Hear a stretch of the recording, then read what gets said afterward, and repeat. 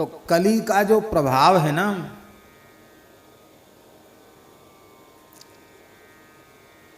वो इतना भयंकर है। अपने कटक के सहित, अपनी सेना के सहित जब ये चढ़ाई करता है ना,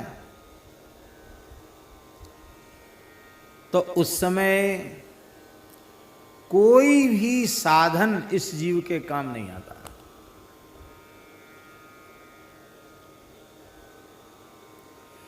इसलिए काम नहीं आता कि नारद जी का पद्म पुराण में वचन है, कली दावा नले नाद्य साधनम भस्मतांगतम। कली के प्रचंड दावा नल में ये साधन समुदाय भस्म हो गया, सूखे जंगल के समान भस्म हो गया।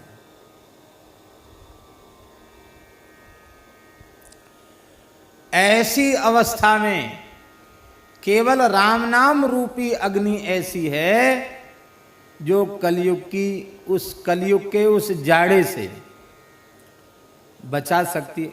अब देखो, जाड़ा थोड़ी समाप्त होता, जाड़ा तो रहा था, सर्दी तो रहती है, सर्दी खत्म नहीं होती। आग जलाने से सर्दी थोड़ी खत्म हो जाएगी। पर जो अग्नि का सेवन करेगा, अग्नि के निकट बैठेगा, उसका शीत अवश्य निवृत्त हो जाएगा।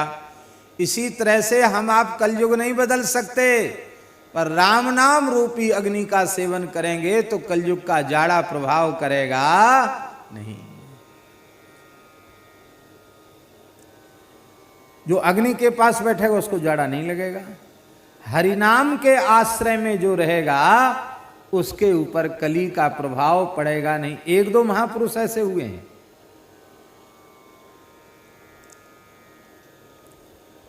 श्री नामाचार्य हरिदास ठाकुर,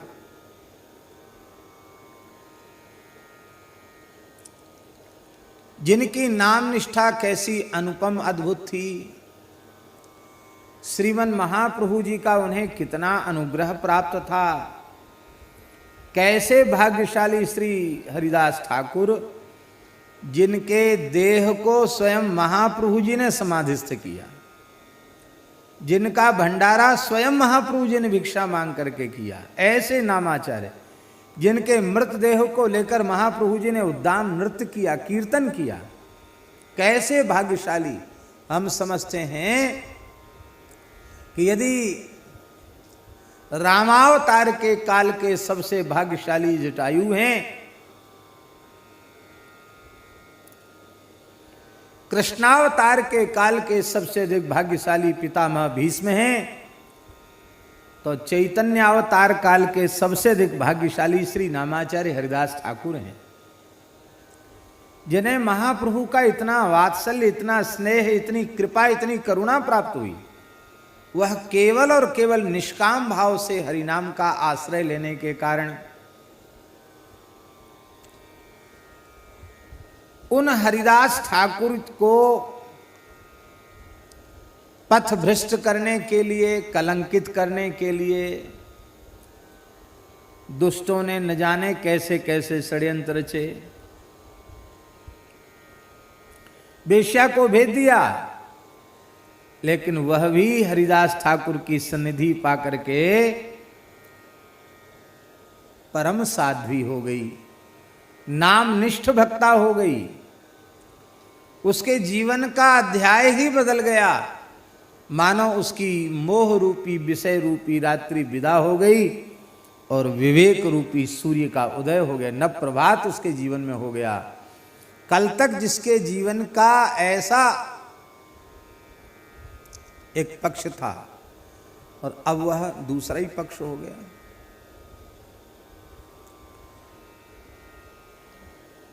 यही बात गोस्वामी जी ने कही, चहु जुग चहु श्रुति नाम प्रभाव। कली में बोले कली विशेष नहीं आन पाऊ। कलयुग में विशेष इसलिए है कि नाम को छोड़ करके दूसरा कोई उपाय तो बहुत हैं, पर युग की भयंकरता के कारण सारे उपाय किसी न किसी दोष से ग्रसित हो गए हैं। सबके ऊपर कलयुग का प्रभाव पड़ गया। केवल और केवल राम नाम, हरि नाम, कृष्ण नाम, गोविंद नाम ऐसा है, चाहे जैसा भयंकर कलयुग आ जाए, भगवान नाम पर प्रभाव नहीं पड़ सकता। वो तो विशुद्ध ही रहेगा, विशुद्ध ही है। चेतो दर्पण मार्जनम भव महादावाग्नि निर्वापणम श्रेयः कैरव चंद्रिका वितरणम विद्यावधू जीवनम आनंदाम्बुधिवर्धनम प्रतिपदम पूर्णामृतास्वादनम सर्वात्मस्नपनम परम विजयते श्री कृष्ण संकीर्तनम। तो कलयुग राम नाम के प्रभाव से, डर से भाग जाएगा। और क्या होगा? बोले राम नाम के प्रभाव से आप में पात्रता नहीं है, योग्यता बिल्कुल नहीं है, पढ़े लिखे ही नहीं, समझ ही नहीं है।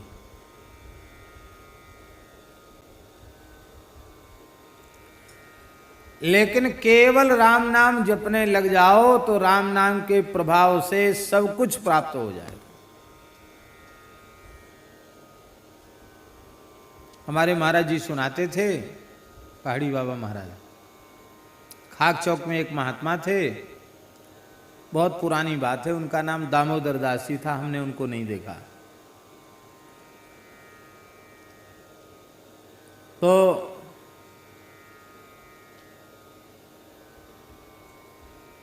बहुत लंबे समय तक खाक चौक रहे वो।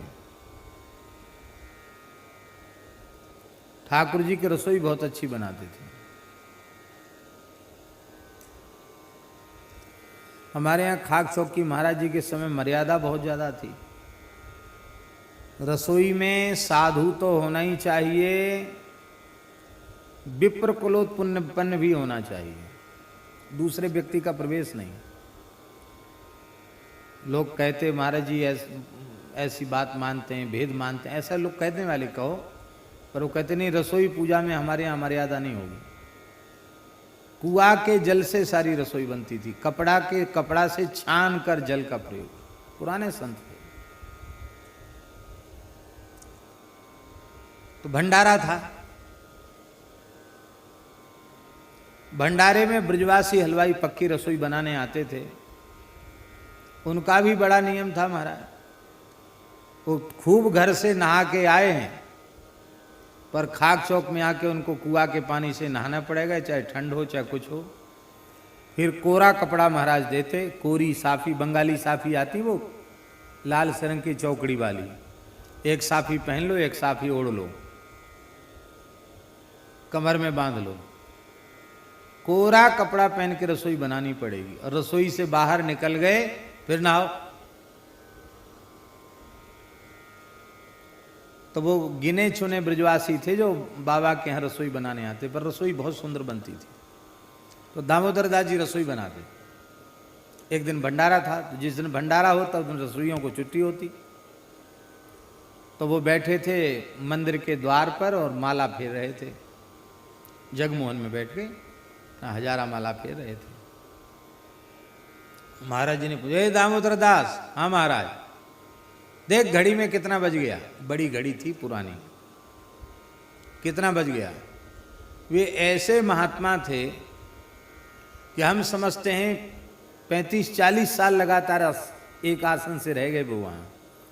उन्होंने अब तक घड़ी कैसी होती है, घड़ी में कैसे बजता है, आज तक सोचने का उनको सोचे ही नहीं उन्होंने। अब महाराज जी ने आज नई बात पूछ दी, दामोदर दास देख घड़ी में कितना बज गया।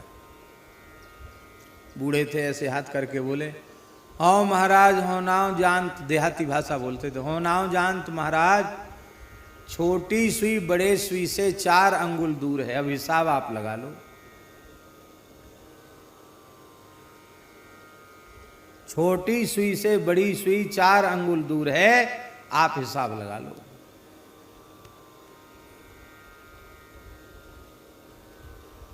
बारह बजने में 5 मिनट कम थे।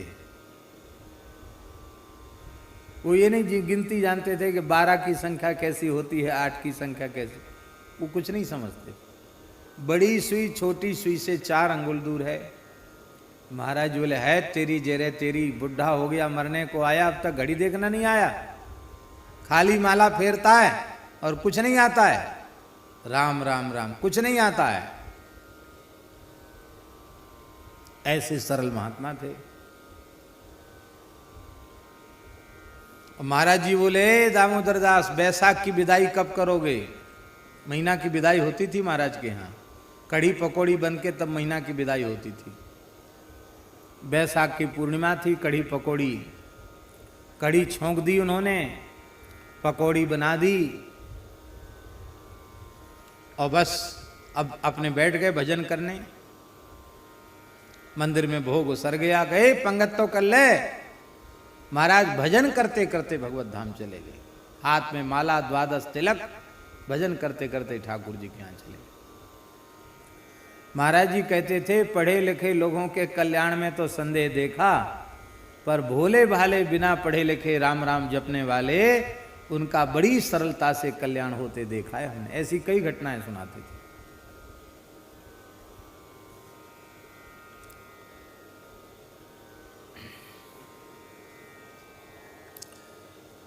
कुछ नहीं जानता है, केवल और केवल श्री राम नाम को जानता है, तो राम नाम के प्रभाव से वैराग्य भी अपने आप प्रकट हो जाएगा, योग भी प्रकट हो जाएगा, जप तप आदि सारे सद्गुण अपने आप जागृत हो उठेंगे।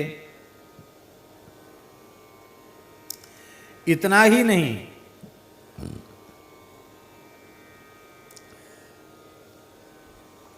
सारी कर्म राशि क्षीण हो जाएगी। विधाता ने जो उल्टा पलटा कुछ तेरे कपाल पर लिख दिया है, और राम नाम के प्रभाव से अनुकूल फल देने की सामर्थ्य तो विधाता की लिपि में रही आवेगी, लेकिन जो प्रतिकूल कुछ लिख दिया है विधाता ने ललाट पर, वो प्रतिकूल फल देने की सामर्थ्य विधाता की लिपि में भी नहीं रह जाएगी। क्योंकि मंत्र महामणि विषय ब्याल के, मेटत कठिन कुअंक भाल के। भाग्य की लिपि ही भगवान नाम जब से बदल जाती है।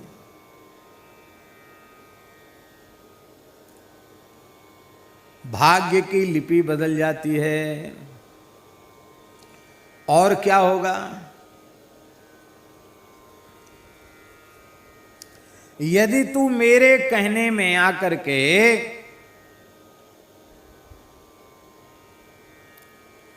राम नाम का स्नेह पूर्वक जप करेगा, तब तुझे अमृतमय राम नाम का लड्डू झिककर खाने को मिलेगा। लड़ुआ मिलेगा जीवने को।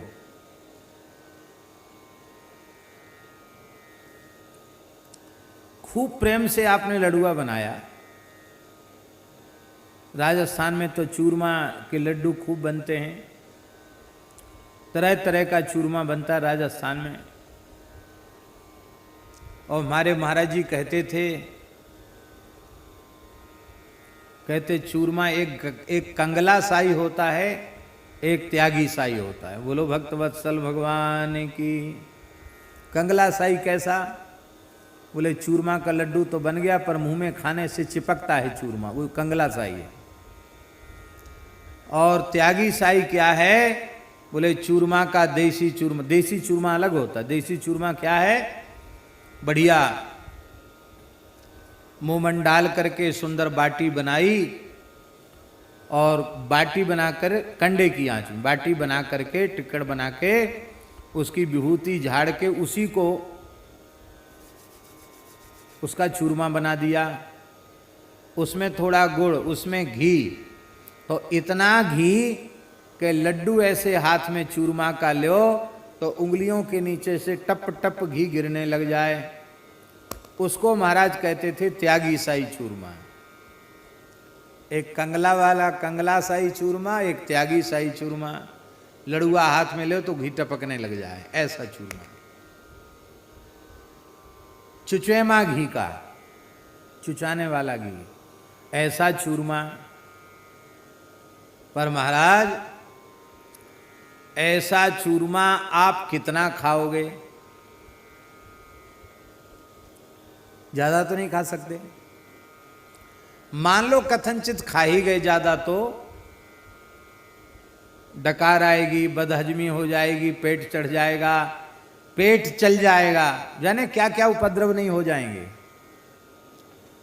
और कहीं आजकल जो बीमारी चलती है शुगर की बीमारी, महाराज जी कहते थे सुअर की बीमारी। वो शुगर नहीं बोल पाते थे, सुअर कहते थे। ए तुझे सुअर हो गया है, शुगर हो गया नहीं, तेरे सुअर हो गया है। जिसको शुगर हो जाता और उनको पता चल जाए इसको शुगर है, उसको कभी गुलाब जामुन, लड्डू, जलेबी, बूरा परोसने को बिल्कुल छूने नहीं देते। उसको कहते इसका भगवान ने खुद ही बंद कर दिया, साधुओं को मार देगा भूखा, कुछ नहीं खिलाएगा। जो झिक के खूब शक्कर खा सकता वही खिलावे। बड़ा आनंद था उनके समय में भंडारे का। तो यदि आपको शुगर हुआ और आपने स्वाद स्वाद में ज्यादा खा लिया तो शुगर बढ़ जाएगा तो भी खतरा, और शुगर बिल्कुल घट गया तो भी खतरा। बड़ी विचित्र स्थिति है। पर ये राम नाम रूपी, हरिनाम रूपी लड्डू चाहे जितना खाओ, इससे कोई उगर सुगर नहीं होगा, भवरोग समाप्त हो जाएगा। और महाराज इस प्राकृत लड्डू के खाने से तो तृप्ति होगी, पर हरिनाम रूपी लड्डू जीवन भर खाते चले जाओ।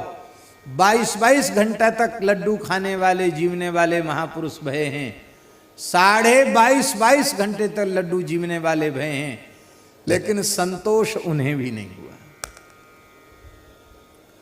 संत श्री दादू दयाल जी के संबंध में हमने सुना है कि 1 खरब राम नाम का जप किया था उन्होंने। कितना? आजकल के लोग विश्वास ही नहीं करेंगे। 100 करोड़ का 1 अरब और 100 अरब का 1 खरब, यही है ना। 1 खरब राम नाम का जप किया था। कल्पना, कपोल कल्पित बात नहीं है, सच्ची बात है। और जब संत श्री दादू दयाल जी भगवत धाम जाने लगे तो दादू दयाल जी रोने लगे, उनके नेत्रों से आंसू बहने लगे। उनके साधकों ने, शिष्यों ने पूछा, महाराज आपने जीवन भर राम नाम का जप किया है और आप तो महान त्यागी, तपस्वी, विरक्त, जीवन मुक्त महापुरुष हैं, ब्रह्मस्वरूप हो चुके हैं। आपका कहीं भी शरीर संसार में राग नहीं है, न शरीर में अहमता है और न संसार के प्रति आपकी ममता है। फिर आप मृत्यु के क्षण में क्यों रो रहे हो? मृत्यु के क्षण में रोना उनको पड़ता है जिनकी शरीर में अहमता है, संसार में ममता है। आप क्यों रो रहे हो? बोले हमें एक भारी दुख है, उसके कारण हम रो रहे हैं। कौन सा दुख है? संत दादू दयाल जी ने कहा, देह हवाले हो रही, होश रही मन माही, दादू जैसा नाम था वैसा लीना नाही। देह तो पंच तत्व में मिलने वाली है, पर हमारे मन में एक ही बात की होश रहेगी, हम भजन नहीं कर पाए। जैसा नाम था वैसा नाम हमने नहीं लिया, ऐसे ही समय हमारा नष्ट हो गया, भजन से संतोष नहीं हुआ, इसलिए रो रहे हैं।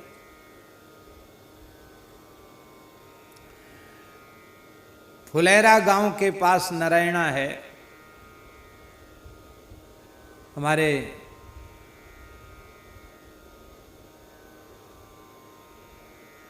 एसडीएम जी जहां के हैं, तो हम वहां नारायणा गांव गए, दादू दयाल जी का स्थान। तो उस कोठरी में, जिस कोठरी में दादू दयाल जी भजन करते थे, कितनी बड़ी कोठरी है महाराज,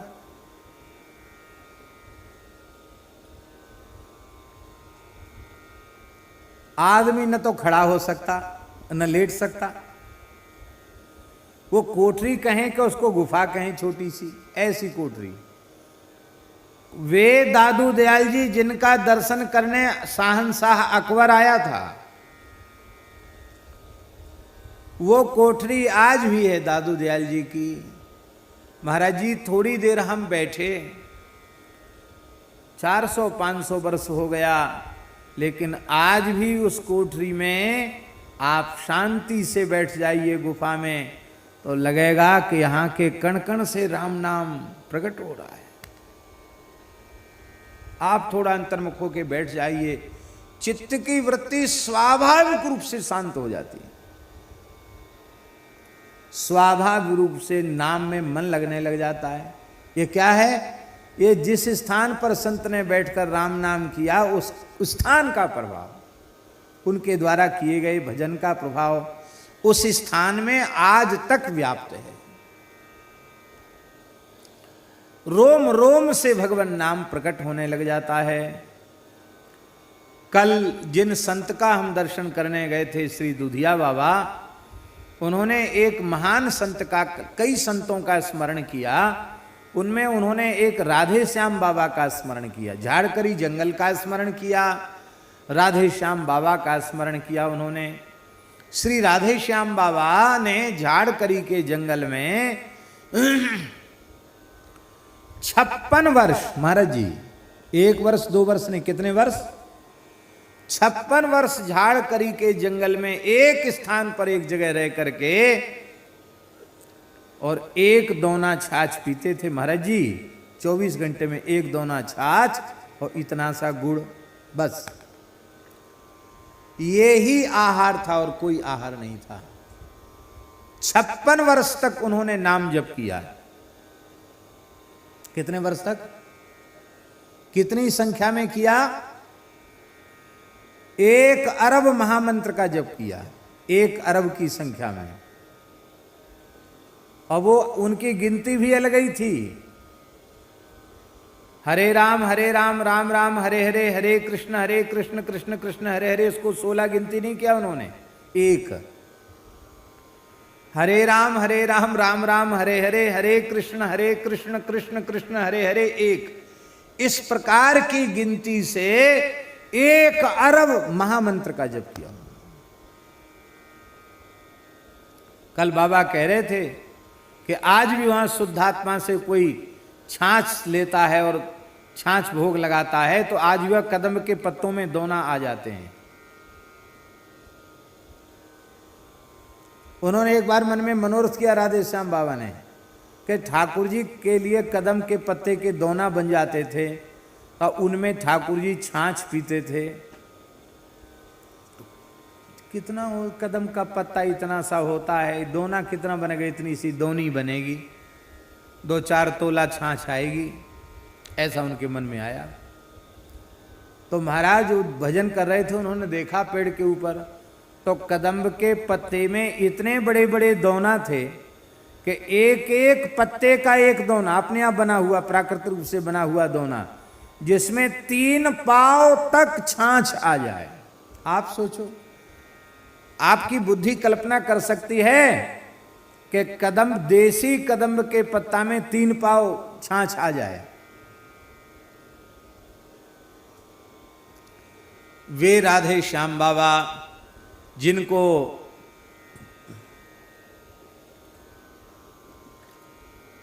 वृंदावन में सेवा कुंज में महाराज का दर्शन हुआ था। साक्षात नेत्रों से महाराज का दर्शन हुआ था महाराज जी। और बाबा का नाम पहले सीताराम दास जी था, डाकोरिया संत थे वो। और राधा रानी आई, नृत्य करते हुए श्री जी आई, और श्री जी ने आकर बाबा के सिर पे हाथ रखकर कहा, बाबा तैने दर्शन कर लिए, अब तू राधे श्याम है जा। श्री जी बोले अब तू राधे श्याम है जा।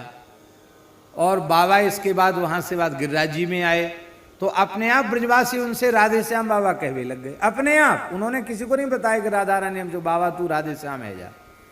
और सबरे ब्रजवासी के बाबा बाबा राधे श्याम, बाबा राधे श्याम। तो बाबा राधे श्याम होके राधे श्याम बाबा है गए।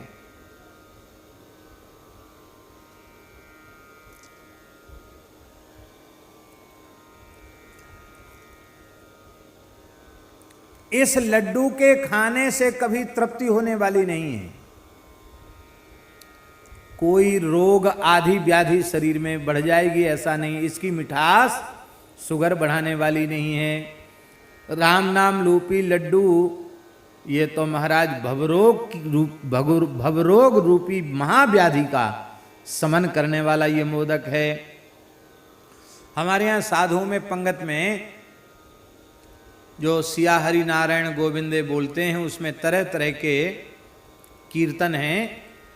उसमें एक ये भी है, राम नाम लड्डू गोपाल नाम खीर, हरि को नाम मिश्री आए घोर घोर पी, सिया हरि नारायण गोविंद भज रामा कृष्णा गोविंद। लो भाई, राम नाम लड्डू गोपाल नाम खीर, और हरि को नाम मिश्री आए घोर घोर पी। सारी मिठाई भगवान नाम में। यही बात इस पद में गोस्वामी जी कह रहे हैं। बोले राम नाम रूपी लड्डू को प्रेमामृत में, प्रेमामृत रूपी चीनी में पाग करके, राम नाम रूपी लड्डू को प्रेमामृत रूपी शक्कर में पाग करके तू खाएगा तो सदा सदा के लिए तुझे संतोष हो जाएगा।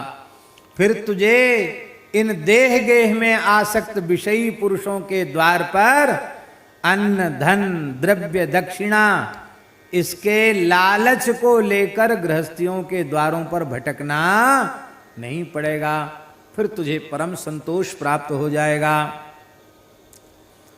और अंतिम में तो कहते हैं कि कल्प वृक्ष के नीचे जाकर मांगना पड़ेगा, पर राम नाम रूपी कल्प वृक्ष की छाया में बैठ जाओगे, बिना चाहे बिना मांगे बिना कहे बिना किए सब कुछ हो जाएगा।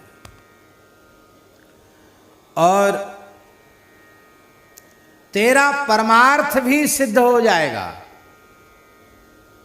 तेरा परमार्थ तो सिद्ध हो ही जाएगा, तेरे स्वार्थ सिद्धि में भी किसी प्रकार की कमी नहीं रह जाएगी।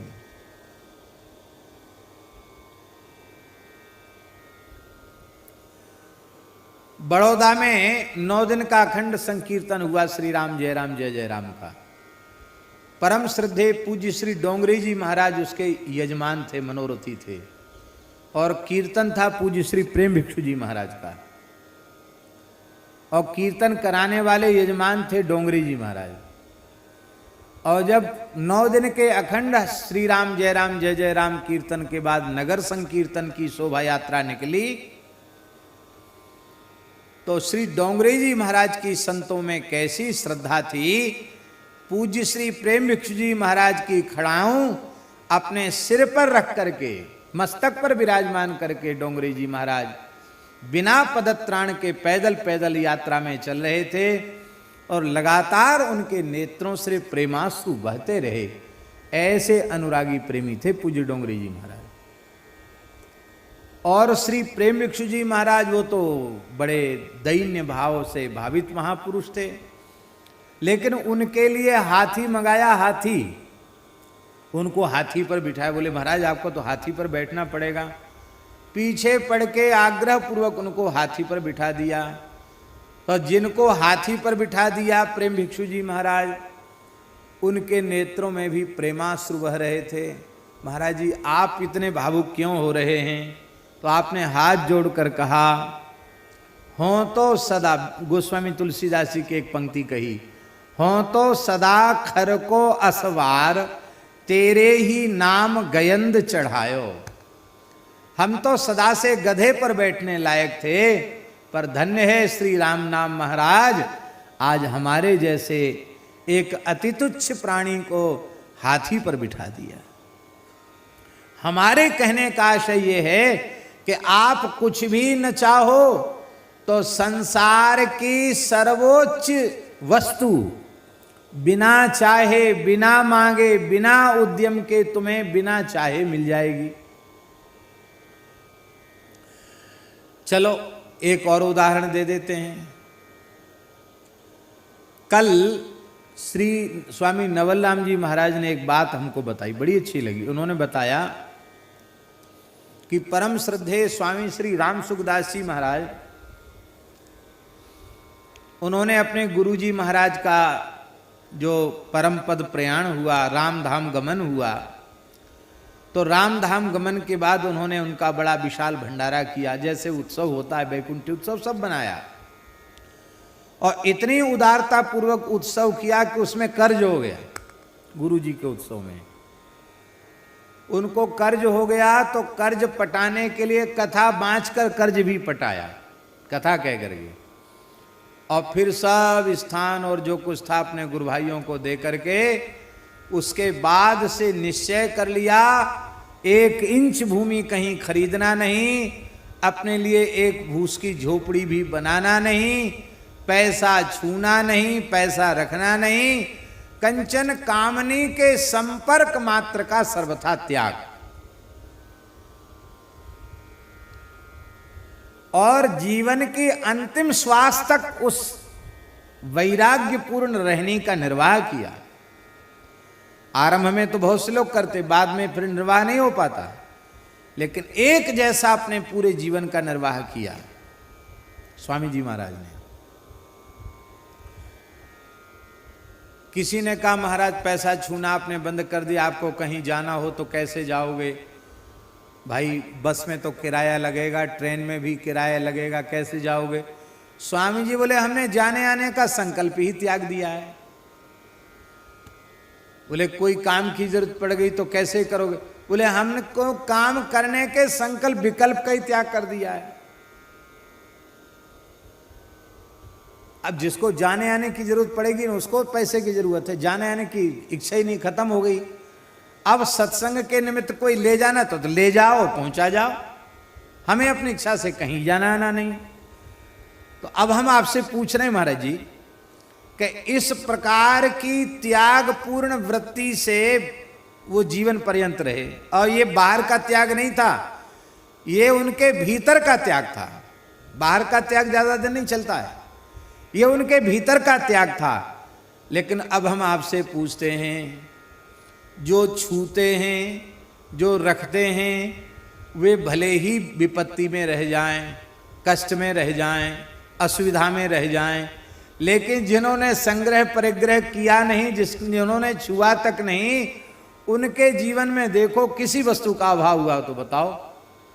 महंगी से महंगी गाड़ी में बैठे बिना पैसा के, हवाई जहाज में बैठे बिना पैसा के, और अकेले बैठे सो नहीं, इतने संतों को लेकर बैठे बिना पैसा के। कौन सी चीज ऐसी थी जो उनके पास ना आई हो? ये बात गोस्वामी जी कह रहे हैं इस पद में। तू ईमानदारी से निष्काम भाव से राम नाम का जप तो कर, परमार्थ तो तेरा सिद्ध हो ही जाएगा, इसमें संदेह नहीं है। स्वार्थ में भी तेरी कमी नहीं रहेगी। तू जिस योग्य नहीं है, जिस लायक नहीं है, जो तू कभी सोच नहीं सकता था, वह सब श्री राम नाम की कृपा से हो जाएगा।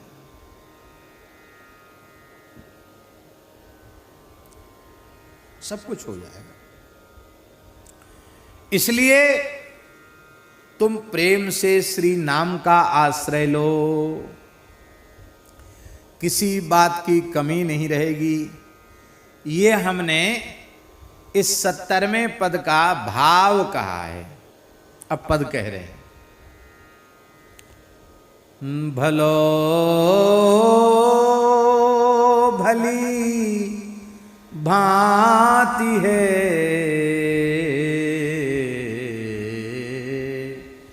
जो मेरे कहे लागी है। भलो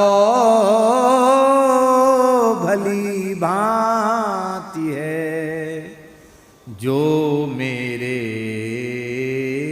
कहे लागी है। मन राम नाम सो सुभाय अनुरागी है। मन राम नाम सो सुभाय अनुरागी है। राम नाम को प्रभाव जान जूड़ी आगी है। सहित सहाय कलिकाल भीरु भागी है। सहित सहाय कलिकाल भीरु भागी है। राम नाम सो विराग जोग जप जागी है।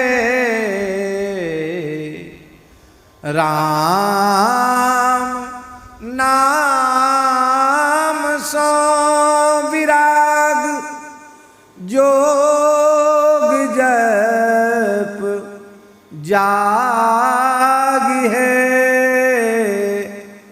बाम विधि भालहू न कर्म दाग दागी है। बाम विधि भालहू न कर्म दाग दागी है। राम नाम मोदक स्नेह सुधा पागी है। पाई परितोष तून द्वार द्वार बागी है। पाई परितोष तून द्वार द्वार दावागी है। राम नाम काम तरु जोई जोई मांगी है। तुलसी स्वार्थ परमारथ न खांगी है। तुलसी परमारथ तुलसी स्वार्थ परमारथ न खांगी है।